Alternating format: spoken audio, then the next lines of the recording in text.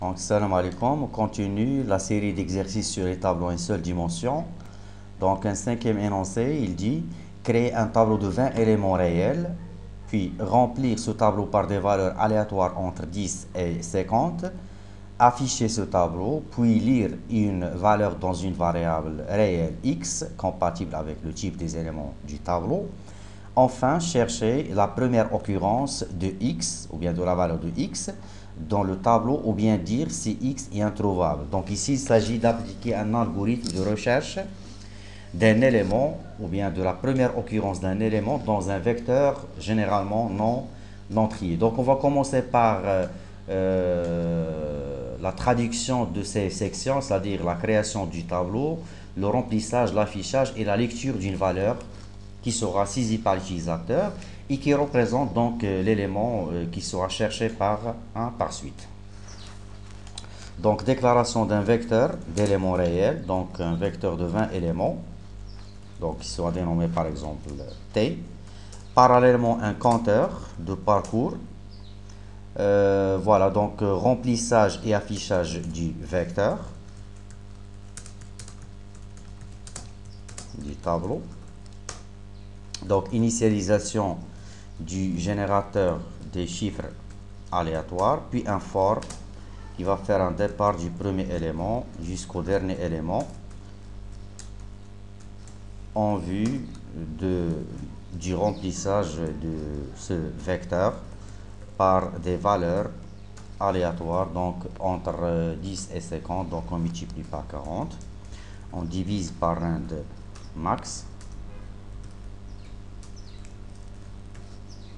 et on ajoute la valeur ou bien la borne inférieure de l'intervalle. Donc remplissage du vecteur par des valeurs réelles aléatoires entre 10 et 50, et à chaque itération, donc pour répondre à la question B, l'affichage des éléments du vecteur, donc avec un message val par exemple de i plus 1 t de i et un retour vers une nouvelle ligne. Voilà, remplissage et affichage des éléments du vecteur. Donc on va supposer que jusqu'à là, donc notre vecteur est rempli et affiché donc élément par élément, et ce pour 20 éléments.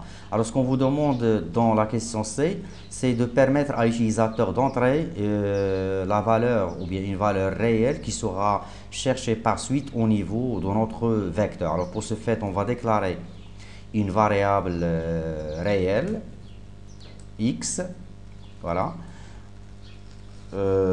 qui sera, ou bien dont la valeur sera demandée aux utilisateurs, à l'utilisateur, pardon, donc entrer une valeur, ou bien la valeur cherchée.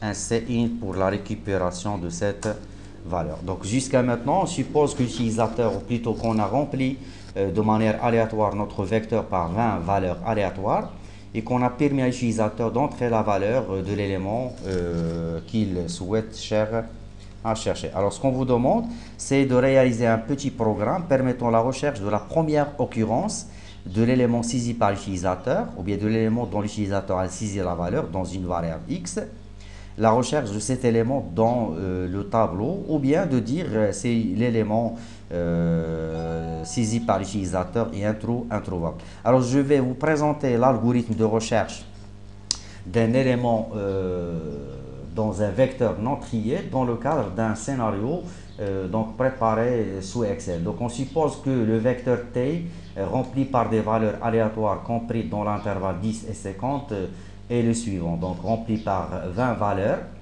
compris dans 20 valeurs numériques enfin, indiciés de 0 à 19, donc 20 éléments indiciés de 0 à 19. Donc ici la suite des valeurs, ici c'est la suite des indices. Et on suppose que l'utilisateur au niveau de la variable x qui correspond à la valeur en quelque sorte de l'élément cherché, on suppose que l'utilisateur a saisi comme valeur chercher, donc je sais pas, donc par exemple 21. Donc ici je suppose donc que l'élément que l'utilisateur souhaite chercher avec la variable x est 20 et 21 pardon. Alors l'algorithme est le suivant. Donc pour dire que si l'élément x est défini dans ce vecteur, dans ce tableau ou non, donc pour dire qu'il est défini, donc on va le chercher, par suite on va afficher sa valeur, bien évidemment, et son indice. Le cas échéant, c'est l'élément cherché introuvable, donc on va dire que notre élément est inconnu. Donc l'algorithme de recherche est le suivant. Alors, on parcourt donc notre vecteur à partir du premier élément jusqu'au dernier élément, c'est-à-dire de l'élément dont l'indice est 0 jusqu'au dernier élément indicié 19. À chaque itération, on accède à un élément, on le compare avec l'élément cherché, c'est-à-dire 21. S'ils sont égaux, donc je vais présenter un scénario d'après cet exemple. Donc l'élément cherché c'est 21.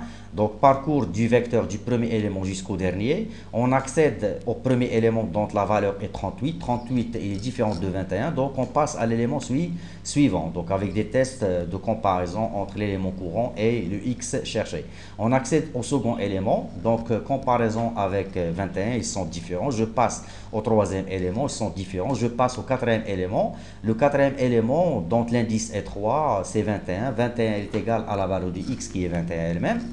Donc pour ce fait, on va afficher sa valeur qui est 21 bien évidemment et l'indice et son indice, c'est-à-dire la position dans laquelle on a trouvé notre élément. Et vu que le problème dit chercher la première occurrence de x, c'est-à-dire on souhaite chercher le premier emplacement, donc, ou bien la première occurrence de cet élément, c'est-à-dire le cas où l'élément cherché est dupliqué, ou bien il existe dans différents endroits, donc je ne sais pas à cet emplacement, donc on a accédé à cet emplacement, on a testé cet élément, il est égal à l'élément cherché, donc on va afficher sa valeur, sa position, donc ce n'est pas la peine, d'accéder aux autres éléments et de les consulter, vu que ce qu'on vous demande, c'est de chercher la première occurrence de l'élément cherché. Donc l'algorithme est le suivant. Donc on parcourt notre vecteur du premier jusqu'au dernier. À chaque itération, on compare l'élément courant avec le x cherché. S'ils sont différents, on passe le suivant. S'ils sont égaux, on affiche sa valeur et son indice et on quitte la boucle de recherche avec un break sans passer aux éléments sans passer aux éléments suivants. Alors pour la réponse à la dernière section qui dit ou bien dire si l'élément est introuvable, donc on va rajouter un scénario où l'élément, ou bien décrire un scénario où l'élément cherché est inconnu dans notre vecteur. Donc par exemple, on suppose que l'élément cherché c'est 45. Alors, l'algorithme, toujours, est le suivant. On accède à notre vecteur et on le parcourt du premier jusqu'au dernier élément. Donc, comme vous le voyez ici, on accède à tous ces éléments. Tous les éléments sont différents de 45. De 45. Alors, comment peut-on déduire en fin de la boucle de recherche si l'élément cherché a été trouvé ou non? Alors, pour ce fait, donc, on a deux cas. Soit l'élément x est défini dans le vecteur, soit il est indéfini. Donc ces deux résultats définis et indéfinis sont similaires aux deux états d'une variable logique. Alors pour ce fait, on va exploiter une variable logique à ce fait. Et avant de parcourir ce vecteur, on va initialiser cette variable par la constante false pour dire qu'avant d'entamer la recherche, on n'a pas encore trouvé cet élément. Et au moment où on trouve l'élément cherché, par exemple 21, on affiche sa valeur, son indice, et on inverse la valeur de notre variable logique de false vers true pour dire voilà, on a trouvé l'élément cherché. On quitte la boucle de recherche puisqu'on vous demande de chercher uniquement la première occurrence. Le cas échéant, c'est l'élément cherché et inconnu. Alors qu'on voit ici, on parcourt tout le vecteur du premier jusqu'au dernier élément. N'oubliez pas qu'on va initialiser notre variable logique par false avant d'entamer la boucle de recherche. C'est-à-dire, donc, et après, on va parcourir notre vecteur du premier jusqu'au dernier élément. Donc, vous voyez, tous les éléments, ils sont différents de 45. Et à la fin de la boucle, on va consulter notre variable logique. C'est, elle sort avec la même valeur initiale avant la boucle, c'est-à-dire false. Cela veut dire que l'instruction qui affecte la valeur true à cette variable logique n'a pas été exécutée. Et par suite, l'élément cherché est inconnu. Le cas échéant, s'il sort avec la valeur true, cela veut dire qu'on a accédé à un élément égal à l'élément cherché et qu'on a affiché sa valeur, son indice. Et par suite, l'élément cherché, il est défini. Alors, on va concrétiser tout ce que j'ai dit au niveau de notre programme. Pour ce fait, on va rajouter donc une variable logique que je vais dénommer par exemple V. Donc, on va initialiser notre variable logique par false pour dire qu'avant la recherche, on n'a pas trouvé l'élément cherché. Une boucle de recherche qui va faire un départ du premier élément jusqu'au dernier élément. À chaque itération, on va tester si l'élément auquel on a accédé est égal à l'élément cherché. Si c'est le cas, les instructions qui sont exécutées, donc à la fois l'affichage donc de l'indice de l'élément cherché, c'est-à-dire le i avec lequel on a le i de l'élément qui a vérifié, ou bien la position de l'élément qui a vérifié cette condition, la valeur de l'élément qui a vérifié cette condition, et on pivote donc la valeur de la variable logique de false vers true. Et n'oubliez pas de quitter donc la boucle de recherche avec un break, c'est-à-dire c'est pas la peine de consulter les autres éléments vu qu'on souhaite chercher uniquement la première occurrence de l'élément x. Alors après la fin de la boucle, on va consulter